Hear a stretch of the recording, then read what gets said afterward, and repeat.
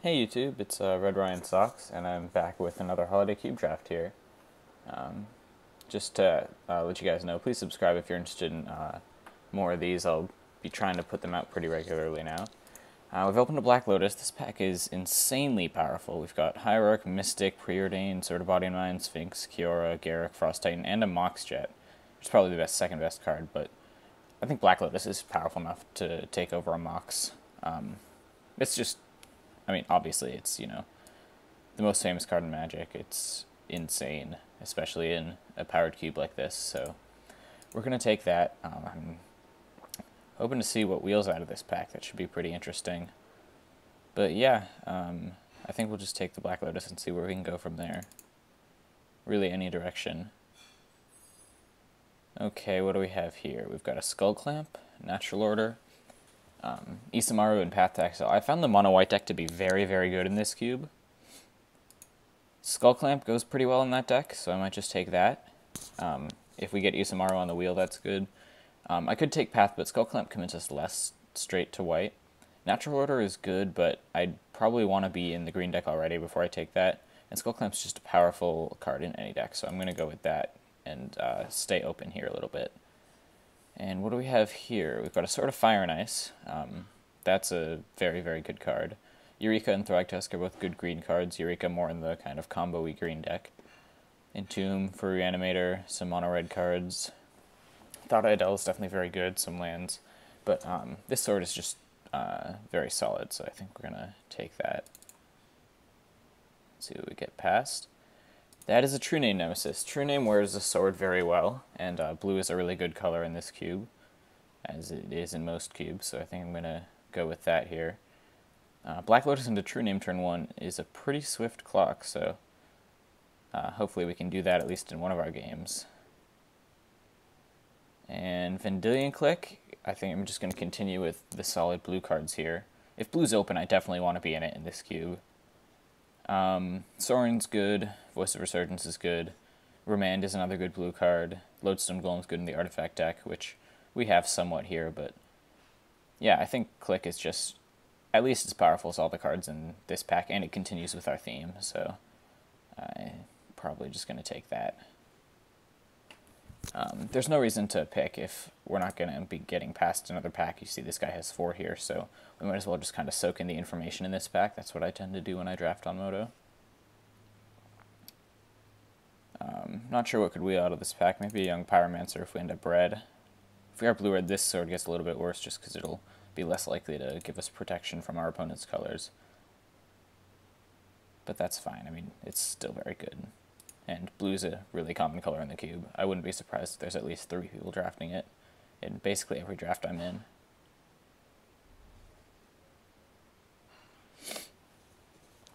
This deck is shaping up to be pretty powerful so far. Obviously Black Lotus is insane. But we also have 2 really strong blue 3-drops. A sword and a Skull Clamp, 2 powerful equipments. And what do we have here? Okay, we've got the Abyss, which is definitely a really powerful card. Maybe not in this deck that we have with our equipment here, but I do just want to take more high potential cards when I'm starting out anyway. You know, it's possible that we're not really more of a creature deck and we're more of like an artifact ramp deck, so the Abyss is very good in that. And I don't see any other super powerful cards in this pack. I mean, Burning of Jinya is good, Electrolyze is good, but I think Abyss is just too powerful to pass up here. It's just such a high potential card that I think I'm going to go with that. It'll start out in the sideboard, but very likely that we bring it in. And what do we have here? We've got another sword, Feast and Famine. 2 swords with a True Name Nemesis is definitely very powerful. We've got an Oracle Moldai, which means the green could be pretty open. But it looks like we can make kind of a deck built around these swords here, so I think I'm going to go with that. Kind of like a Caw-Blade style thing. Nighthawk is pretty good, and we definitely could be blue-black. This guy wears a sword very well too. I'll just take him, see where this goes. Okay, so this was the insanely powerful pack 1. It looks like green is pretty open, so I might just try to jump into that. I think I'll start out with the Garruk over Kiora. Natural Order, okay. So I think I'm just going to take Natural Order here. It's just a very powerful card, and if we end up in green, then it's going to be, it's going to help us out a lot. I'll just take a land here. There's too many mono red cards to hate one of them. So yeah, we could either be green or blue. It looks like green's open, so that might be what I want to move into. Inferno Titan's also a really good red card that wields, so maybe we're in that. Survival is a decent green card, but you really do need the right deck for it. I'm just going to bring these guys over here. We're basically blue with maybe, depending what other color. Okay, so the Burning Wield. So it might be that we're just red here, because that card is very powerful, especially with Artifact Ramp, which we don't really have any of right now, but it's pretty easy to pick up in this cube if you're looking for it, so we should be able to do that if we need to. Maybe we splash the Abyss. Yeah, I mean, green might be open, but we kind of missed out on it pack 1, so I would think that we're probably not going to be able to jump in at this point, but you never know. It's a Hell Rider. Mono Red aggro is pretty clearly open, but we can't really use those cards. I mean, we could use a Hell Rider with our swords, but it's not the most powerful thing to be doing. So yeah, I'm kind of in between black and red here. Let's see what we open.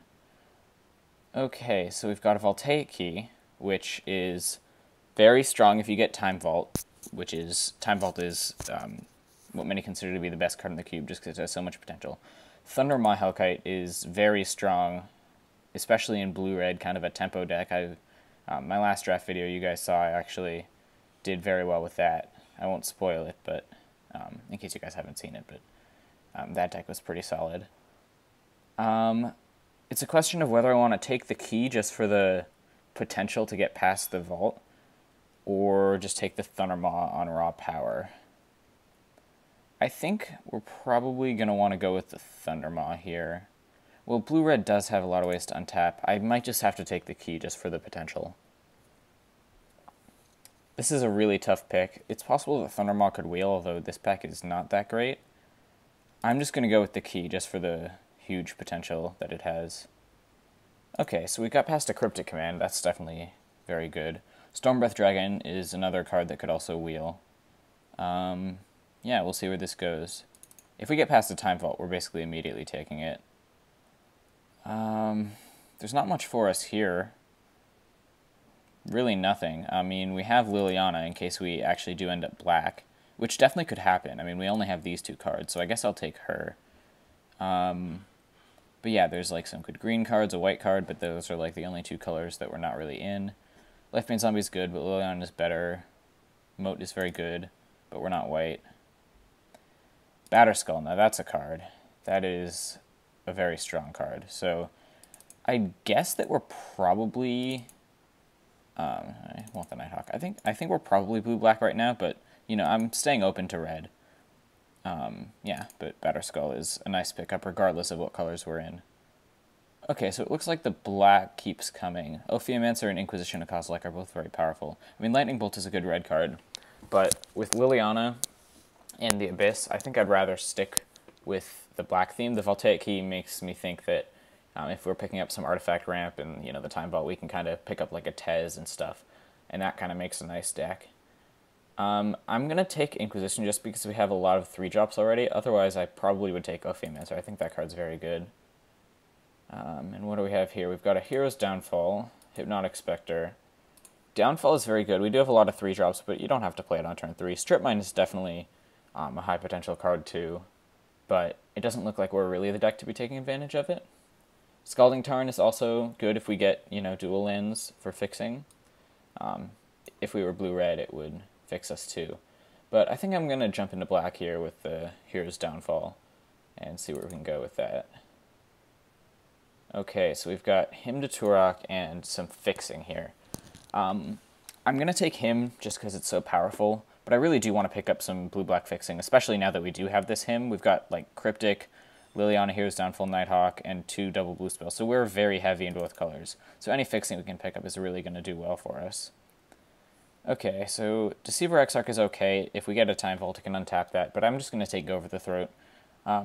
It's just, you know, a decent card. Sometimes you main deck it, sometimes it's in your sideboard, but it does work, basically, any draft that it's in. Okay, so Thundermaw wheeled here. Also, we have Crucible, which can go with the Strip Mine if it wheels. I think I'm just going to take Disfigure. We're really not in red anymore. We could just be black-red, though.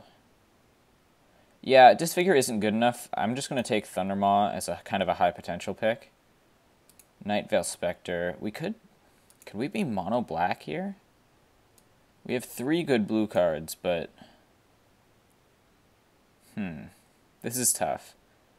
I'm going to take the Obliterator just for the potential of being mono black, I think. That card's very good. We've got a Life Bane, so that's another good black card. Sure, Bloodsoaked Champion. Whatever. I mean, if we're more aggressive, then we might want that guy, but right now we're not playing the Voltaic Key. Skullclamp is good in mono black. Let's see. Mom, okay. I mean, black-white's a possibility, I guess, just because Mom's so powerful, but we'd have to get past a lot more stuff for that to work out. Yeah, right now I'm still not really sure where we are. We're definitely black. That's the color that we are definitely in. The Abyss might not even be too good, just because we don't actually have any artifact creatures yet, which is kind of embarrassing. We might have to struggle for playables just because of all the high potential picks that we've been taking. We really have like a couple good cards in each other color. I don't think we're green, I don't think we're white. But the question is whether we are blue or red or just mono black. Take this Torch Fiend. Torch Fiend is actually pretty good in the cube. There's just a ton of artifacts to kill. I guess we'll see with the next pack where we want to go. So that's another black 1-drop. I mean, if we get enough of those guys, we can certainly go aggressive. Skullclamp is good with them. We have 2 swords, so that's obviously very good too. Okay, so what do we have here? Really just a Skinrender, I think. I mean, Time Twister is pretty good, but not as good in our type of deck. We don't have many 4-drops, and I would like to try to stick to mono black if we can, just because that seems like a pretty powerful thing to be doing. Especially with, you know, the Obliterator. So we've got 4 cards here like that we can bring in if we're being an aggressive mono black deck. I like Skinrender here, even though it's not the best pick one. Okay, Bitter Blossom is a very powerful card, and we're probably just going to take that. Bribery is a really good blue card, but I don't actually think we're going to end up in blue. I think mono black is looking like the way we're going to be going here. And Bitter Blossom is great in a mono black deck, great with Skullclamp, obviously. So yeah, I think we'll take this and see where we go. Demonic Tutor, one of the best black cards in the cube, so I'm going to take that. It's generally better in kind of like a control deck where you can like tutor up your Time Vault or something, or, you know, your Wrath, but it's still good. Demonic Tutor can't really be bad. We can tutor up the Obliterator, Batterskull, Hymn to Turak, and really anything in our deck, it'll be good. There's not much stuff that has potential to be wheeling in these packs, but I think we should be fine. Man, Black Lotus into Obliterator turn 1, that is tough to beat. You basically need a Swords to Plowshares or a Path to Exile. That would be living the dream if we could pull that off. If we pick up more black 1-drops, I would feel better about putting these ones in. They're really good, kind of, if you have a lot of them, just to be aggressive. And we can put people under pressure, definitely. I don't think we'll be running the Abyss, though. Okay, so that's a Swords. We could be black-white. I mean, we have a Mom. Just like a little splash of white might do the trick here. We can't really splash our blue cards, but we could splash the white cards. Yeah, our red cards aren't splashable either. I think I'm just going to go with Swords. There's not really much else in the pack. I mean, Shadow Mage is fine, but yeah, I'm going to go with the color that seems to be open here. And what do we have here? There's not that much for us. And Zumi Shortfang, I guess, is okay, but it's really nothing to sneeze at. Archangel's powerful, Wrath of God is powerful, but they clearly don't go in our deck, so we're not going to be taking those. I guess I'll just go with the Shortfang. I mean, if you're mono any color, you're going to have to play some less than amazing cards. I mean, we could take Trinket Mage. It does get Skullclamp and Black Lotus if we're still sticking with black-blue. I guess I'll take Trinket Mage, just in case we do end up in black-blue. The other card just isn't good enough. Okay, so Bone Shredder is a pretty good black card. Coalition Relic is good in most other decks, but doesn't seem like it in ours. Daze is a good blue card, but not good enough really to justify playing it if we're mostly mono black. This is kind of an awkward spot to be in. Like, I really want to be blue, but we just don't have the mana to make it work. We have Hymn to Tourach, 4 double black 3-drops, and an Obliterator, and some black 1-drops. So I don't really think we can make it work. I think we're just going to have to go with the Bone Shredder here. And we get past a Gravy Train, so I'm going to be taking that guy. He's good to power out with a Black Lotus, and just a very strong card overall. Even if we're being a little bit aggressive, he's definitely worth putting in there, just because he can close out games so effectively. I'm not sure if we're going to be running other cards of other colors, but we'll see what we have to do. Vindicate. Okay, so maybe we're just like splashing white here. I like that. I think I'm going to go with the Vindicate. Spellskite's also a decent option, but I think this Vindicate sets us up nicely to have a very light white splash in our deck. And what do we have here? Not much. I'll just take the Deed. I forget if there was any white fixing that we could have wheeled that could be on the wheel right now, but I don't think there was any. I mean, I know I saw some earlier in the draft, but I wasn't really at a point where I was going to be taking that. So yeah, this deck kind of came out of a weird transition. We thought we were going to be blue coming out of the first pack, but we only really had a couple powerful blue cards, so we ended up just transitioning into black because the black cards kept coming. I am glad that I took the Obliterator because it's really good in this deck, and he's clearly a signal that mono black is at least somewhat open. This might just be our 23. The Abyss is probably actually actively bad in our deck, so I don't even think we can come close to running that. Take this if I want to splash the Deed or Garruk, I guess. But yeah, our mana's going to be a bit awkward. We are running 17 lands with the Black Lotus, so we should be able to squeeze in as many sources as possible. But just because we have so much black and we still have to have enough sources to cast our 3 white cards, that it might be a bit awkward. Short Fang Wield, okay. We might want to play him over Bloodsoaked Champion, actually. Not being able to block is pretty bad in a deck that's not insanely aggressive. And this guy is fine. I mean, he's not great, but... So yeah, I think this is our list. We don't really have any sideboard cards, but that's generally because we were taking a lot of picks that could pay off but also might not. So we ended up with a couple of those in our deck, like the Liliana. We weren't even sure we were going to be black. We in fact thought we were going to be red, and the Obliterator. So those kind of worked out, but it does, often when you employ this strategy, you end up with not very many cards in your sideboard. I think I'm going to go with 14 and 3, and then we have the Black Lotus. I'm not sure if 3 is enough sources. I mean, 14 is definitely enough black sources, but if you have 4 planes, there's definitely a possibility that you're drawing 2 of them at some point. I think I'll go with 4 planes and 13 black sources. Basically, except for Obliterator, we really only need double black. And so I don't want to hurt our chances of casting our white cards too much just for the Obliterator. So I think I'm going to go with that. Yeah, I mean, this deck is pretty straightforward to build, so I guess I'll just see you guys in round 1.